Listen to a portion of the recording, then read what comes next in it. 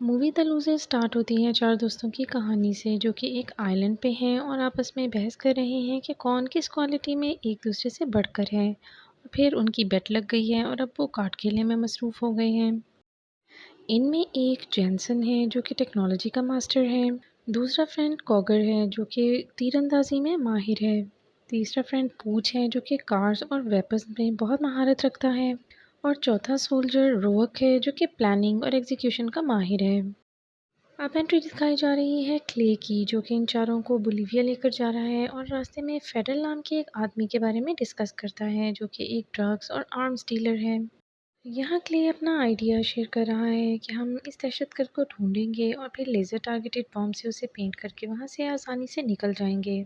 Clay ये समझ रहा था कि उसका प्लान फूल प्रूफ है, लेकिन जब वो टारगेटेड एरिया में पहुँचते हैं तो वहाँ उन्हें पता चलता है कि यहाँ पर तो बच्चे हैं। ये देखते हुए वो अल्टरनेट साइड से अटैक करते हैं और अंदर खड़े सोल्जर्स को एक-एक करके ख़त्म कर देते हैं और उसके बाद आखिर में दिखाया जाता है कि वो फेडरल को भी मार देते हैं। इस तरह ड्रग डीलर की ये एम्पायर ख़त्म होती है और वहाँ पर कैद किए हुए सारे बच्चों को लेकर ये लोग वहाँ से निकल जाते हैं। अब दिखाया जा रहा है कि रेस्क्यू किए गए सारे बच्चों को एक हेलीकॉप्टर में बिठाकर भेजा जा रहा है, लेकिन साथ ही क्ले को मैक्स की कॉल आ जाती है जो कि कंट्रोल सेंटर से कॉल कर रहा है और वो ये बताता है कि इस हेलीकॉप्टर को डिस्ट्रॉय करने का प्लान बना लिया गया है। उतने में हम देखते हैं कि एक मिसाइल आता है और हवा में इस हेलीकॉप्टर पे अटैक करके उसे पुर्जे पुर्जे कर देता है। सोल्जर्स अभी समझ चुके हैं कि एक्चुअल टारगेट वो बच्चे ही थे जिन्हें मार दिया गया है।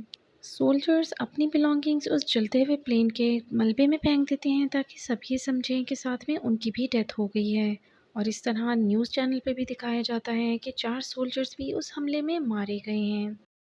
आगे आने वाले सीन्स में दिखाया जा रहा है कि क्ले और रॉक एक क्लब में है जहाँ चिकन्स की फ़ाइट हो रही है और साथ में एक लड़की को भी फोकस किया जाता है जो कि आने वाले सीन्स में हमें नज़र आने वाली है।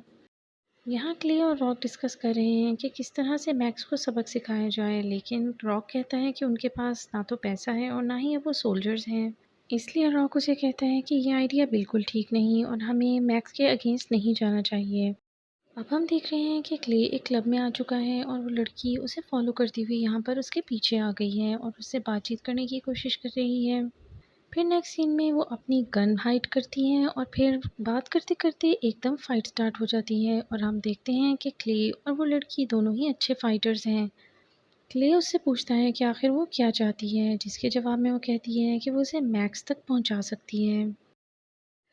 अब हमें यही लगता है जैसे ये लड़की इनको पहले से जानती है और क्ले भी उससे यही सवाल करता है कि वो कैसे जान गई कि ये चारों जिंदा हैं। जिसके जवाब में वो बताती है कि उसने गिरे हुए हेलीकॉप्टर में से टोटल टीथ काउंट किए थे और 4 लोगों के टीथ मिसिंग थे, जिससे वो समझ गई कि ये लोग जिंदा ही होंगे। अब वो क्ले को एक डील ऑफर कर रही है जिसमें वो कहती है कि वो इन चारों की पोजीशंस उन्हें वापस दिलवा सकती हैं, लेकिन बदले में उसे मैक्स चाहिए। यहाँ वो क्ले को अपना एड्रेस देख के वहाँ से चली जाती है और क्ले भी उसे वार्न कर रहा है कि अगर ये लड़की झूठ बोल रही हुई तो वो उसे नहीं छोड़ेगा। उसके बाद इन चारों फ्रेंड्स को एक ग्रेवयार्ड में देखा जा सकता है। ये वही जगह है जो उस लड़की ने उन्हें मिलने के लिए बताई थी और कुछ देर इंतज़ार के बाद हम देखते हैं कि वो वहाँ आ गई है। यहाँ पता चलता है कि इस लड़की का नाम आयशा है। आयशा उन्हें बताती है कि मैक्स एक प्राइवेट कंपनी 30 के साथ ट्रैवल करता है और उस तक पहुँचना एक मुश्किल काम है। यहाँ आयशा उन्हें फिर से बताती है कि वो उन्हें यूएस में दोबारा पोजीशंस दिला सकती है और उसके पास फंड्स भी हैं और वो इस ऑपरेशन को फंड भी कर सकती है। लेकिन रॉक कुछ कॉन्शियस दिखाई देता है और वो बार-बार उससे यही पूछता है कि वो कैसे उस पर ट्रस्ट कर लें। वो कहती है कि मैं अकेली ही हूँ जो ये ट्रस्ट करती है कि मैक्स ज़िंदा है और आपके पास 2 चॉइसेस हैं, या तो यहाँ बैठ के बातें करते रहें या मैक्स को ढूँढ कर उससे अपना बदला ले लें। नेक्स्ट सीन्स में एंट्री होती है मैक्स की जो कि दुबई में दिखाया जाता है और यहाँ उसके डीलिंग स्टाइल से पता चलता है कि वो कितना क्रूअल है। यहाँ वो 3 लोगों से किसी बात पर निगोशिएट कर रहा है और उसे जिसका आंसर पसंद नहीं आता उसे मारने का हुक्म दे देता है। अब आयशा इन चारों सोल्जर्स को सीक्रेटली यूएस ले आई है और दूसरी तरफ हम देख रहे हैं कि मैक्स अपने हेलीकॉप्टर में है और एक आइलैंड पे लगाए गए अपने एक्सप्लोसिव को देख रहा है जो कि जब बर्स्ट होता है तो वो कहता है कि यहाँ कोई नुकसान नहीं होगा और मेरा एक्सपेरिमेंट भी देखा जा सकता है। उसके बाद दिखाई जा रही है मैक्स की अपने फैक्ट्री के साथ कन्वर्सेशन, जिसमें वो उससे पूछता है कि ये एक एक्सप्लोसिव किसे सेल किया जाएगा, और इसके आंसर में मैक्स बताता है कि चाइनीज़ लोगों को देंगे, लेकिन क्या पता वो हमारी रिक्वायर्ड अमाउंट पे कर पाए या नहीं, क्योंकि ये ऐसा ही होगा जैसे 6 साल के बच्चे के हाथ में कोई वेपन दे दिया जाए। उधर यूएस में ये चारों फ्रेंड्स दोबारा से यूएस हेलीकॉप्टर तक एक्सेस लेना चाहते हैं, और इसके लिए ये फेक सोल्जर्स बन जाते हैं और अपने नाम भी फेक रख लेते हैं। अब ये प्रिटेंड कर रहे हैं कि इनका एक्सीडेंट हो गया है, और अपने फेक नेम्स के साथ ही वायरलेस के थ्रू कम्युनिकेट करते हैं, जिसके रिजल्ट में यूएस की एक हेलीकॉप्टर टीम इनकी मदद के लिए आ जाती है, और आने वाले सोल्जर्स को बेहोश करके ये उनका हेलीकॉप्टर ले लेते हैं। और उसके बाद अगले सीन में उस हेलीकॉप्टर को रीपेंट करते हुए दिखाया जा रहा है। यहाँ दोबारा से आयशा और रॉक की कन्वर्सेशन शुरू हो जाती है, जिसमें रॉक उस पर शुबा ज़ाहिर करता है कि वो क्यों यहाँ पर है और मैक्स से उसका क्या रिलेशन है, और ये भी कि वो मैक्स के बारे में इतनी क्यों जानकारी रखती हैं, जिसके जवाब में आयशा कहती है कि वो जानती है कि मैक्स बहुत ख़तरनाक वेपन्स ले रहा है, जिसकी वजह से बहुत लार्ज स्केल पे डिस्ट्रक्शन हो सकती है।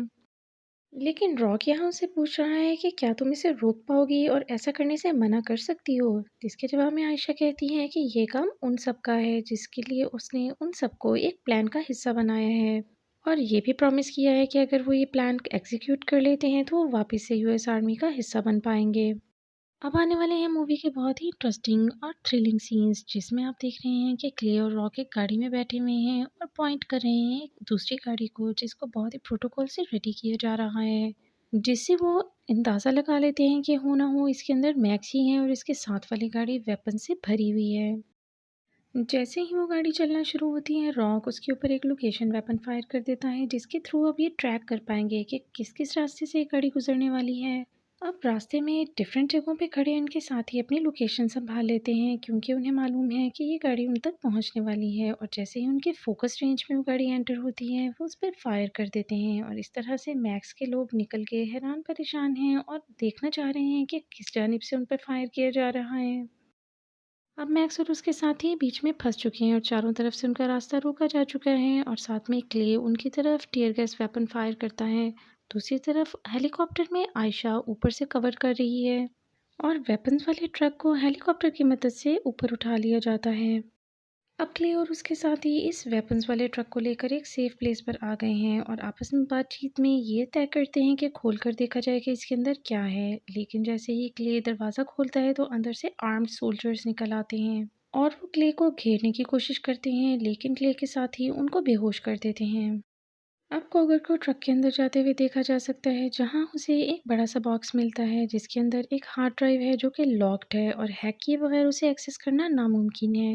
ये सब देखते हुए क्ले बहुत मायूस होता है और आयशा को मारने के ऑर्डर्स करता है। रॉक आयशा को एक जगह बिठा देता है और बाकी सारी चीज़ों को जलाने की तैयारी शुरू कर दी जाती है, लेकिन आयशा अभी भी बोल रही है कि क्या वो सब नहीं देखना चाहते कि उस हार्ड ड्राइव के अंदर क्या है। वो यहाँ अपना यकीन दिलाना चाह रही हैं और कहती है कि हमें एटलीस्ट देखना चाहिए कि इसके अंदर क्या इन्फॉर्मेशन है, क्योंकि वो तो यही समझती थी कि मैक्स इस ट्रक के अंदर ट्रैवल कर रहा होगा। जैनसन यहाँ उन्हें बताता है कि इस ड्राइव को ओपन करना इतना आसान नहीं है।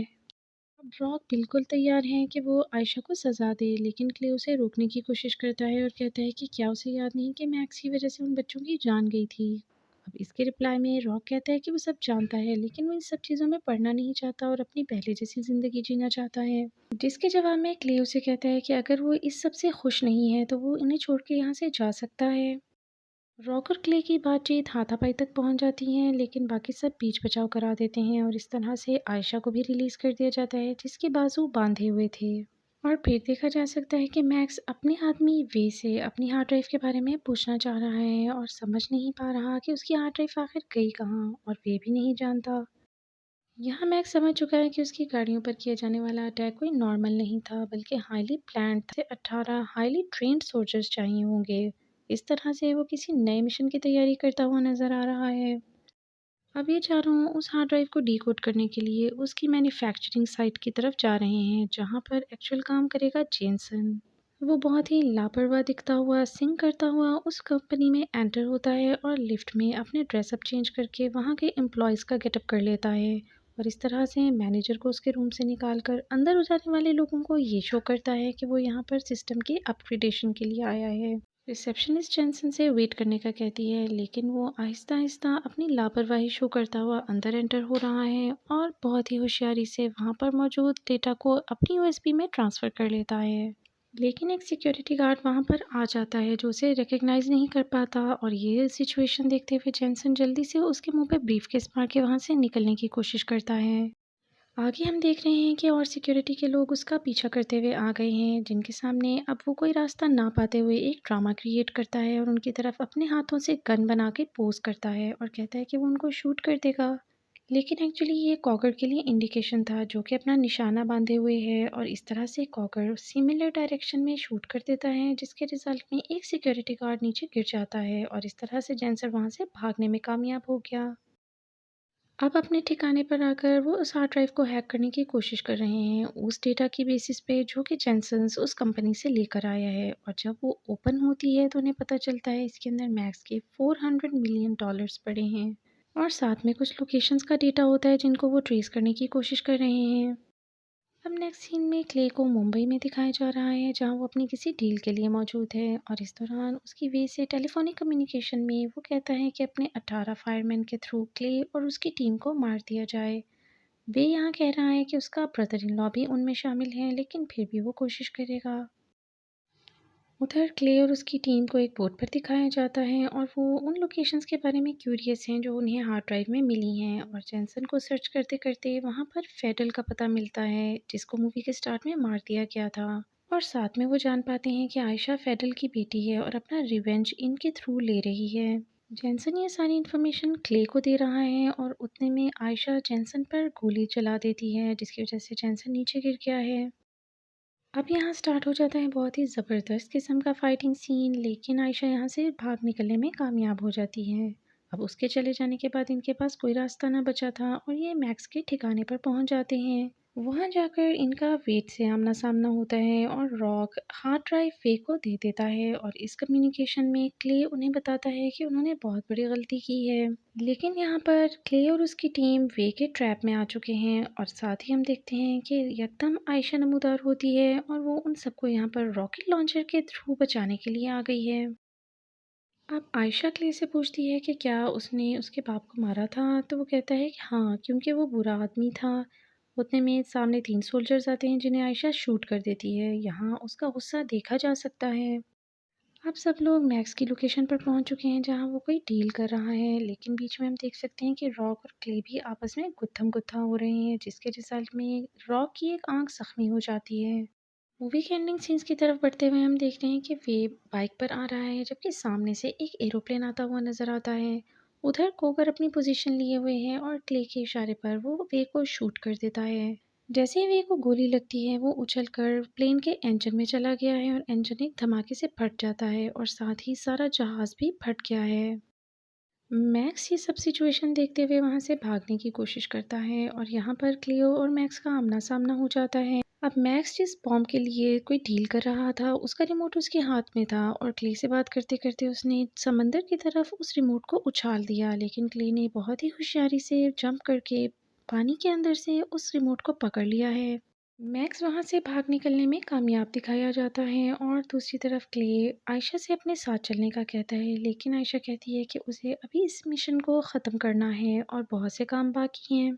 और आखिरी सीन में दिखाया जाता है कि ये लोग किसी मिशन पे हैं, जिसमें पूछ को एक कॉल रिसीव होती है जिसमें उसे पता चलता है कि उसके यहाँ बेबी हुआ है और एंड पे वो अपने बेबी से मिलने आता है। यहाँ पर ये मूवी एंड हो जाती है। अगर रिव्यू पसंद आया हो तो लाइक और सब्सक्राइब ज़रूर करें और शेयर करना बिल्कुल ना भूलें।